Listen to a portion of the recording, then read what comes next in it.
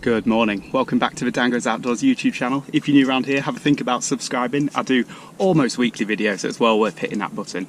You find me on my first carp session of the year, and I'm on the Embryo Norton Disney complex. What I like to do for my first carp session of the year is go somewhere special. I've been linear, A1 pits, places like that, but this time I thought I'd come here. It's quite close to me, about 90 miles away, so not too bad of a drive. And in the other lake, there's about 1,000 carp. Unfortunately, that one's closed. I've ended up on this one here, but there's about 300 carp in 16 acres, something like that, so I still think I'm in with a chance. A lot's happened, I'll get you up to date, but yeah, for now, I'm going to put a zig out into deep water and get started. A good tip if you've not fished with zigs before is to use your rod to measure it out. So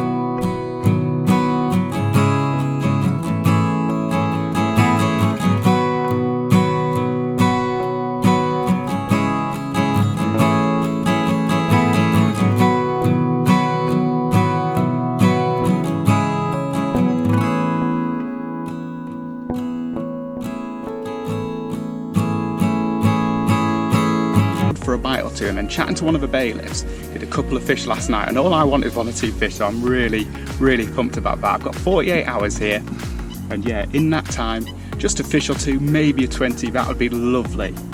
I got to work leading around, and to the left of the swim it's really deep, we're talking 20 plus foot, and I was a bit despondent. I ended up coming quite far back towards me and just thinking, you know, that'll do. I got to about 15 foot of water, I thought that'll do fine. But then speaking to one of the bailiffs, he told me about a spot further out to the right, just short of 70 yards, a lovely shallow area, thumps down nicely. It's not gravel or anything like that, I think it's clay, maybe quite firm silt, but it's about maybe 10 foot surrounded by like 20 foot, so really good spot, especially in the springtime when the sun gets out. It's going to be very windy, I should say, 40-mile-an-hour gusts, so yeah, off the back of a wind, shallowish water, surrounded by deep water, that could be good. Yeah, really happy. Bailiffs have just hand-delivered me some pellets, so I'm going to get that sorted, show you the bait I'm using, put 2 rods on that 70-yard spot. So just getting my bait all sorted and ready, and there's a few bait restrictions here. You can only use freezer baits, and this time of year you can still use some particles and things, but mainly just corn, maize, stuff like that. So I've got some corn in the bucket here, that's what one of the guys recommended to me. And then you can only use their own pellets, but they're just standard carp pellets, so I'm not too bothered about that. So we're going to get a lot of them in the mix. In fact, let's just pour them in.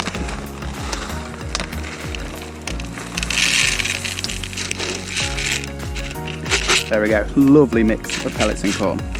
Only problem there is everybody's going to be doing this. So, spotted fin, come to the rescue with a beta fin liquid food. It's basically liquid betaine, and it just smells of food. It's like sweet food. Good glug of that. Look at that.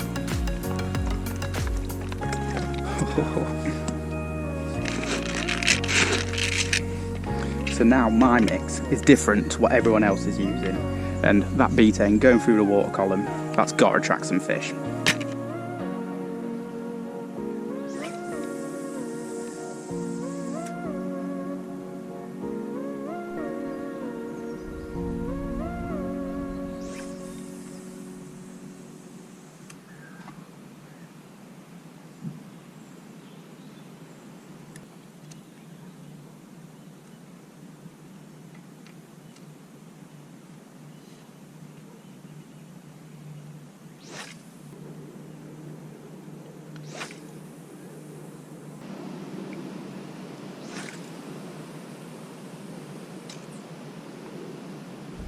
So that's me all fishing now. I've got my left hand rod out there in the deeper water, 12 foot zig in about 20 or so foot, and then 2 rods on the right hand spot that's shallow water surrounded by deep water, about 70 yards. And yeah, I spotted some bait over top, about 8 spots. It took me about 12 casts to do that because everyone that went off the spot, even if the spot opened, I didn't count that because you know, if it drops in deep water it's useless, it's not where my rigs are. So I redid it and got them on the spot. Yeah, pretty happy. Bit annoyed I've made loads of disturbance, I've bombed the place up big time. But you know, I've got 2 days, so hopefully the fish will move back in this area. And it's done fishing the last few days, so yeah, maybe I'll be that angler that gets lucky. We're heading into the evening now, and what I'm going to do before it gets dark is I'm going to recast all my rods. Not that I wasn't happy with the cast I made earlier, but I don't know, it was a bit windy and they were a little bit wayward, and I kind of just settled with the fact that they hit the clip first time and went down with the donk. Whereas now the wind's dropped a little bit, I feel like I should spend a little bit more time making sure those 2 rods are spot on that area out there with bait properly over them, recast the zig, make sure that's okay, and I need to get it spot on because they might be out there for maybe 12-14 hours, so yeah, I need to make sure that they're correct. Does seem like it's nighttime bites at the moment, so yeah, really hopeful that over the next few hours something might happen.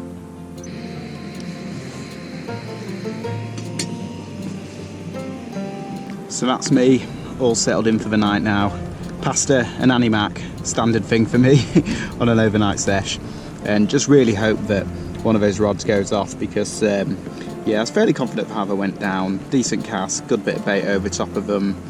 And yeah, the fish that was caught here yesterday was caught in the dark. So yeah, maybe it's a nighttime thing. Let's just hope so. But for now, eat this pasta and enjoy the evening.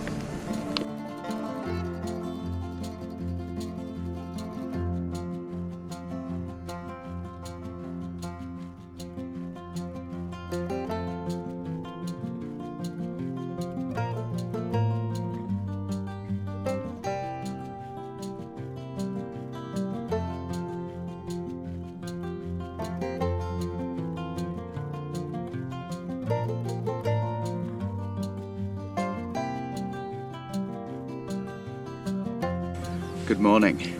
Well, nothing happened last night fish-wise, but a lot happened weather-wise. It was atrocious. The wind was awful. I actually had to go out and repeg my bivvy and even put the guy ropes down, which I never do, but yeah, like 50-mile-an-hour gust. It was incredible.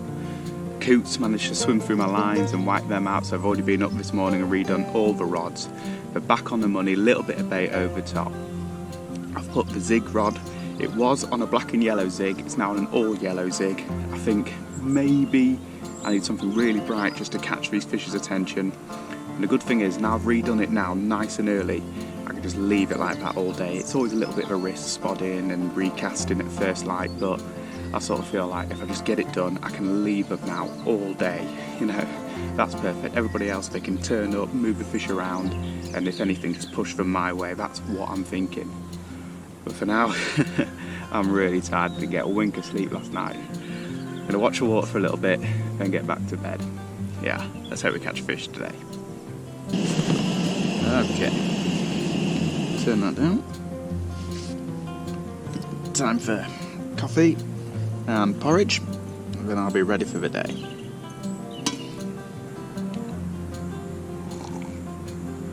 Oh, well, I'd like to say I'm enjoying my morning coffee, but it's not great, this one. It's one of them fancy sachet ones, but yeah, if you think you've stirred enough, stir again. They're not brilliant. I prefer the original. And yeah, just to keep you updated of how the situation's going so far, it is brilliant conditions at the moment for a springtime bite. The sun's up high, so my shallow spot on the back of a wind, you'd hope that'd be warming up and a fish might move onto it. Unfortunately though, a couple of anglers have moved into the left of me. I think they were kind of pushed there with the swims that are available at the time, and now that they've committed, pretty much everyone else on the lake is gone. So yeah, a little bit annoying for them and for me. But what it does do is it gives me scope to move later on if I need to.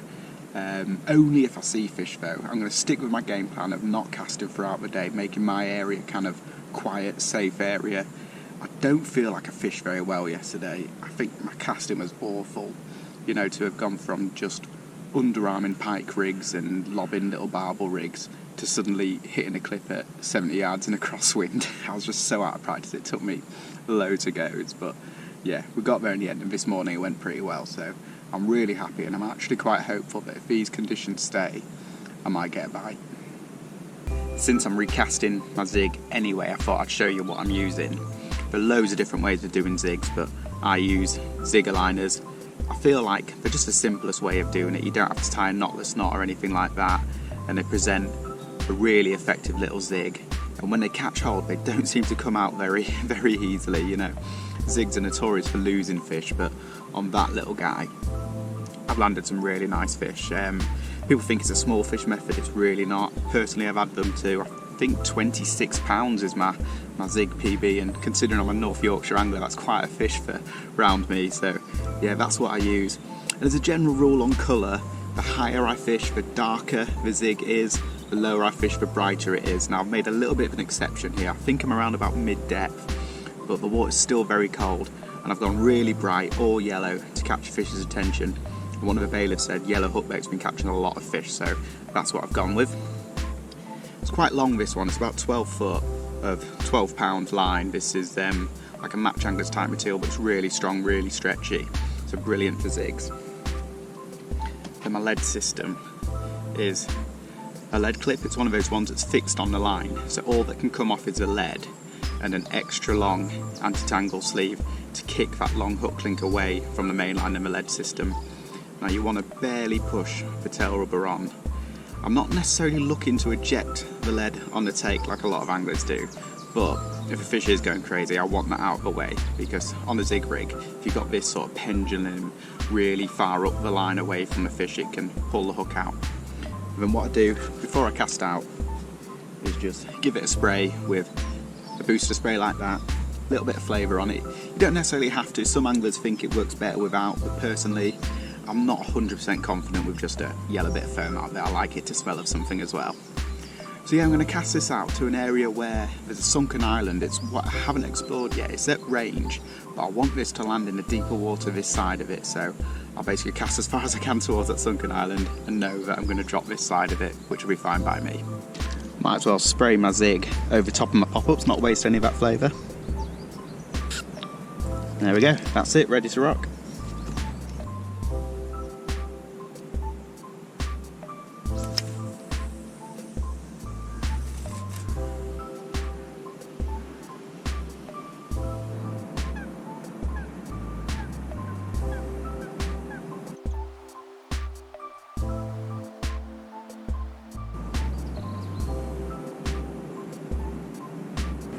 We're heading into the afternoon now, and I've been watching the water like a hawk, and I haven't seen anything. I haven't seen a carp, I haven't even seen a roach or a pike or anything like that. Not that I know there's many in here, but it's just completely dead. I think this cold wind and everything has really knocked it on the head.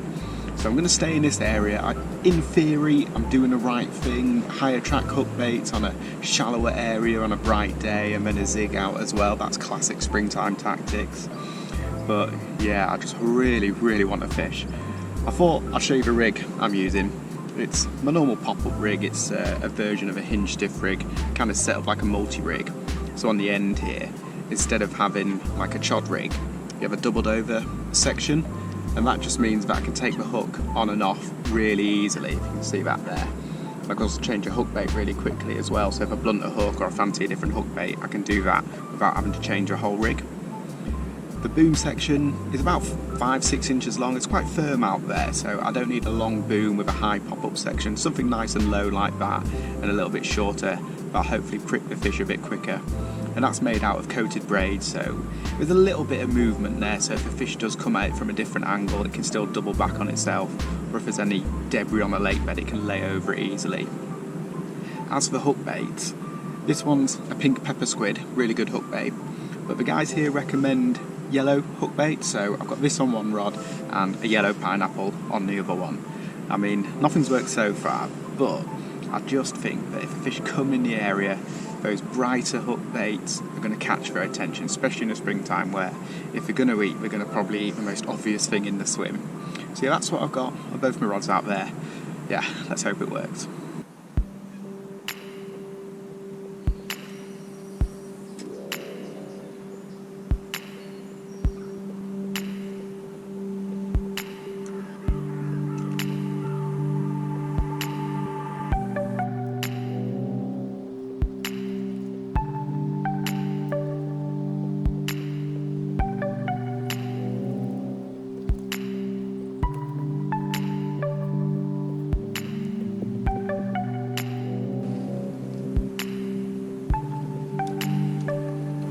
what you just saw me doing was having a bit of a change of heart. Basically that long spot, 70 yards, shallow water, hasn't done anything, haven't seen anything, haven't caught anything. So for tonight I'm going to move one of the rods off that into slightly deeper water in front of me. You know, maybe the fish are a little bit lower down. This wind is freezing cold, so it might not be up on that shallow spot, especially at night. And when I first got here yesterday, before I knew about that spot, I found a lovely area just out in front of me, about 40 yards, about 15 foot deep, and then behind it drops away to, well, 22 foot in areas. So yeah, it's on a little bit of a slope, not too bad, and there's a few little taps of gravel there as well, so a lovely area to present on. And then it hits a bit of a shelf back towards me, so there might be fish just working that area.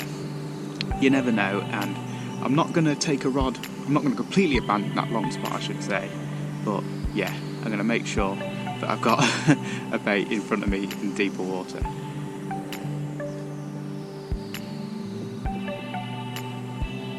I'm also going to make a change to my zig rod. The yellow's coming off, and I'm going to put on Old Reliable, which for me is a red zig. There you go, red zig aligner. That's what's worked best for me over the years. I don't know why everybody loves black and yellow, and it has worked for me as well, but red seems to be the one for me. And I'm going to chop this zig in half. 12 foot hasn't worked, and it's going to be cold and windy again tonight. So drop it down, get it down in the water where I think the carp might be tonight. So all change on the rods, and yeah, let's hope it works.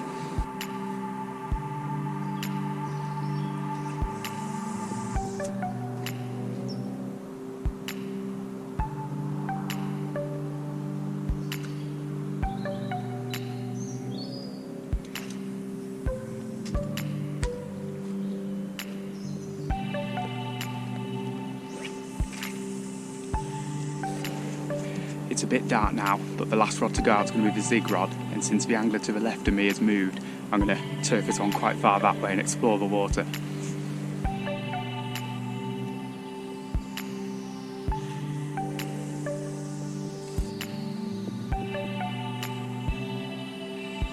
That's me, all set for the night. You probably can't see me very well because it's pretty dark now, but actually it's easier to put 3 rods on 3 different spots than it is to try and get 2 on the same spot.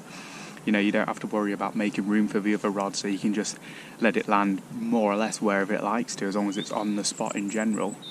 So yeah, they went out brilliantly. The middle rod is in that deeper area with quite a bit of bait over it, and then that right hand rod is on that shallow plateau with just a scattering, and then the zig chucked long to my left. So yeah, actually quite hopeful tonight. It's going to be colder, but it's going to be stiller and not as wet, so yeah, maybe the fish will move about a little bit more, feel a bit more comfortable, because there's been that much sunlight today, but you know this water is going to be warmed up a little bit. Right, I'm not going to bore you with pasta and Annie Mac and all that tonight, so next time you see me, either with a fish or it'll be in the morning. You'll know before me.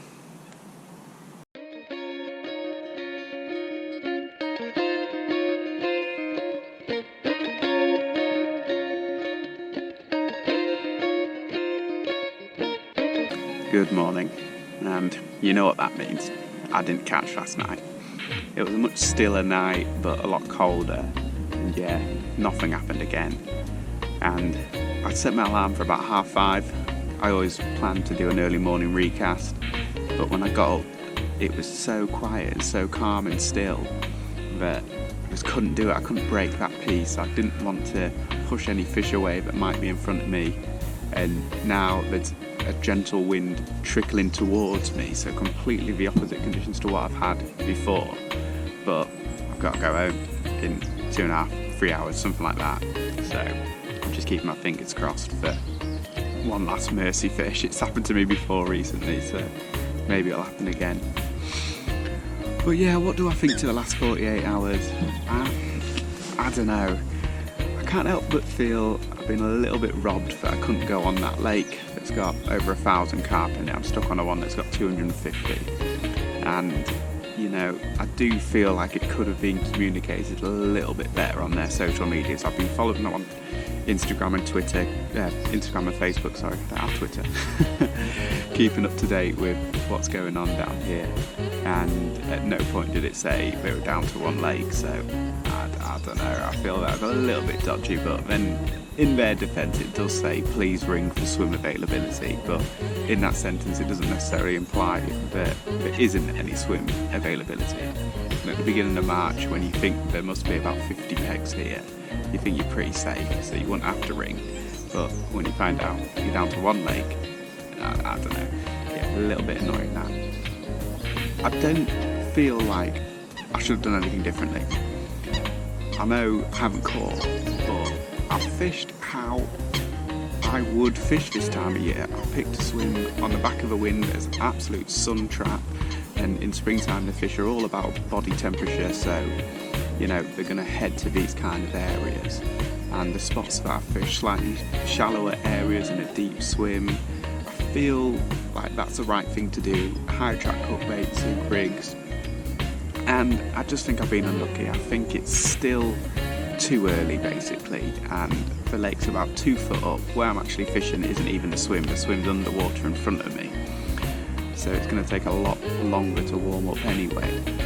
So yeah, having said that, 2 fish have been out in the time I've been here, but when you take into account they came out to one of the bailiffs that works here, you know, it all starts adding up to the fact that me coming down here cold, yeah, it was always going to be a struggle. I didn't know that at the time, but in hindsight, yeah, I'm a bit early, probably not on the best lake, and yeah, a real struggle.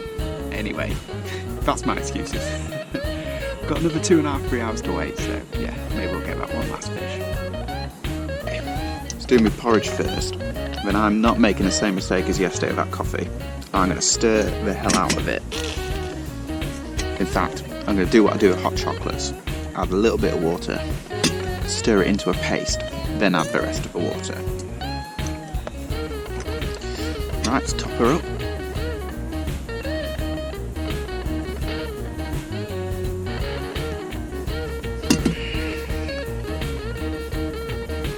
See, there's still bits in there. I don't know, if anyone's got any tips, stick it in a comment below. Maybe just stick to my old-fashioned instant. The countdown has begun, it's my last hour. Yeah, really want to fish. I'm not going to do anything, I'm just going to leave the swim really quiet, let the fish come to me. And I've got the wind trickling towards me. It's quite a mild wind, I haven't even got my overalls on or anything, so yeah, let's just hope for a morning bite, because one last mercy fish, God, I do not want to drive home. Do the walk of shame, the drive of shame, as Leon would call it. Do not want to do all that. 2 hours home, man. Right, turns out I don't have just another hour. I've been speaking to one of the bailiffs and they give you an hour to set up and an hour to pack away, so that gives me another 2 hours. That means I'm going to take a risk and recast the rods, get some fresh hook baits out there and just hope that I catch, because apparently the lad further up the bank from me actually had one and lost one, so it's not as doom and gloom as I thought, and I need to make the most of the time I've got now.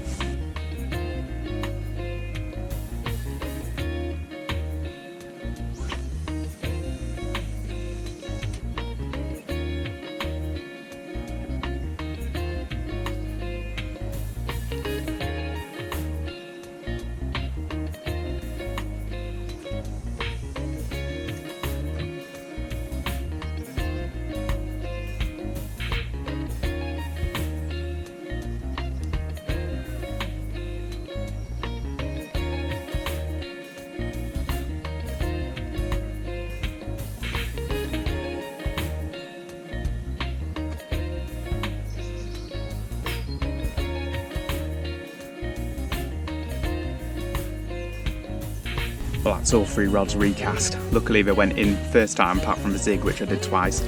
So yeah, minimum disturbance, no spotting, no anything like that, just fresh hook baits out there, lots of smell. And yeah, if a fish follow this wind up here, maybe I'll catch in these last couple hours. I just hope so much I do. Okay, now we are legit into the final hour. I'm gonna have to get this all away, leave the rods out as long as I can, because it looks spot on for a bite. Let me spin you around. Have a look at that. Wind slowly trickling in. A little bit of a sun trap again round here. Brilliant. But yeah, have I left it too late?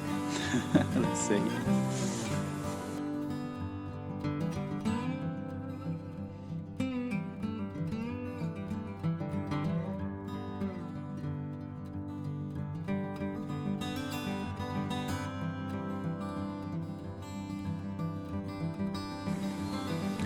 that's it. My gear's all away, I'm down to just the rods out, Satami and hooking mat. Got another maybe 10-15 minutes and I'll have to go. So what do I think of this whole Norton Disney experience? Well, not to labour the point any more than I already have, but I do feel like it could have been communicated better that the big lake with 1,000 carp in is closed, and I've ended up on the smaller lake with 250. And you know, you drive 2 hours, pay your money, and then get stuck on here. But I have felt like in the 48 hours I've always been in with a chance. It's just, I think, a little bit too early, a bit too cold, the water's up, and unless I got in that peg that's done all the bites while I've been here, you know, I don't think I was ever really going to catch, which is disappointing, but it's the way it goes sometimes, and maybe I'm going to have to leave it a couple of weeks before I start properly carp fishing back up north. But the place is lovely, and let's face it, this is what modern carp fishing is going to look like soon, perhaps, you know, with all the predation and whatnot. Commercial fenced fisheries like these are probably where we're all going to be fishing.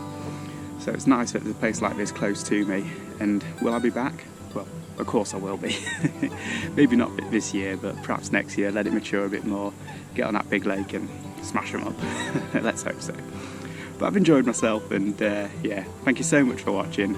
I've got to do the walk of shame now and then the drive of shame, but who cares? Yeah, thank you for watching the video. Subscribe for more to come, and yeah, I'll see you next time.